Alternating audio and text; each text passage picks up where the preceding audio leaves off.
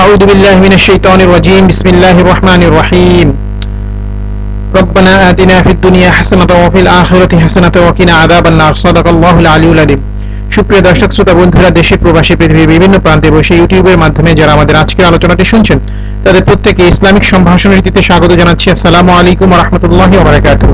বন্ধুরা, আমরা প্রতিনিয়ত স্বাস্থ্য এবং পুষ্টি সংক্রান্ত বিভিন্ন তথ্যপত্র নিয়ে আপনাদের সামনে ভিডিও উপস্থাপন করে থাকি। তারই ধারাবাহিকতায় আমরা আজকে আপনাদের সাথে কিছু টিপস শেয়ার করব, যে টিপসগুলো ফলো করার মাধ্যমে আপনারা কাশি সংক্রান্ত যে জটিলতা বা কাশি সংক্রান্ত সমস্যা থেকে কিছুটা হলে উপশম লাভ করতে পারবেন।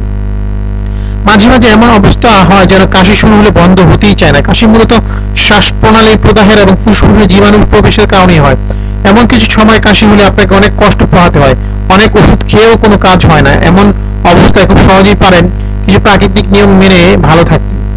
লবঙ্গ বা লং মুখে রাখুন। লং আপনার কণ্ঠনালীকে পরিষ্কার করে কাশি থেকে মুক্তি দিতে তাৎক্ষণিক মুখে রাখার ফলে শরীর থেকে এক প্রকার দূষিত প্রদাহের নিঃসরণ হয়। আদা, বহুগুণে গুণান্বিত আদা কাশিতে আপনাকে স্বস্তি দিতে পারে। এটা পরীক্ষিত পদ্ধতি যা অত্যন্ত ফলদায়ক। অবস্থার পরিবর্তন করুন। খুব বেশি কাশি হলে আপনি সাথে সাথে অবস্থা পরিবর্তন করে ফেলুন। শুয়ে থাকলে বসে পড়ুন, আর বসে থাকলে দাঁড়িয়ে যান। এতে খুব ভালো ফল পাবেন। পানি পান করুন। অতিরিক্ত কাশির সময় পানি পান আপনাকে আরাম দিতে পারে, সাথে সাথে আপনার কাশিও বন্ধ হয়ে যাবে। তবে খুব বেশি কাশি না, একটু যখন কমে আসবে তখন সচেতনতার সাথে সতর্কতার সাথে এই থেরাপিটি ফলো করতে হবে।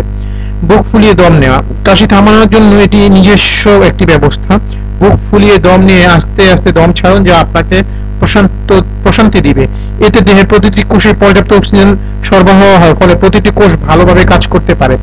এসব ব্যবস্থার কারণে এই ধরনের পদ্ধতি অবলম্বন করে খুব সহজেই এবং খুব অল্প সময়ে বিরক্তিকর কাশি থেকে মুক্ত থাকতে পারেন। তাই আমরা শুধুমাত্র ওষুধের উপর ভরসা না করে নিজের হাতের কাছে যা আছে তার সাহায্য নিয়ে সুস্থ থাকতে পারি।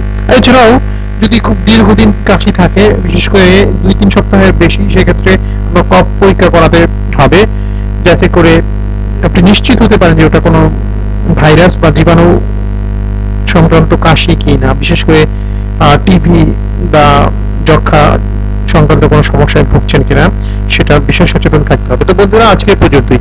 আশা করি আমাদের আলোচনা আপনাদের ভালো লেগেছে। যদি ভালো লাগে শেয়ার করে দিবেন, আমাদেরকে আপনাদের মতামত জানাবেন, চ্যানেলটি সাবস্ক্রাইব করবেন এবং আমাদেরকে লাইক দিয়ে উৎসাহিত করবেন। তো আজকে পর্যন্তই। ভালো থাকুন, সুস্থ থাকুন, সত্য এবং সুন্দরের সাথে থাকুন। দোয়া করি মহান রব্বুল আলামিন আপনাদের সবাইকে সফল জীবন দান করুন এবং আমাদেরকেও আল্লাহ তাআলা কবুল করুন। এই প্রত্যাশায় বিদায় নিচ্ছি। আসসালামু আলাইকুম ওয়া রাহমাতুল্লাহি ওয়া বারাকাতুহু। আল্লাহ হাফেজ।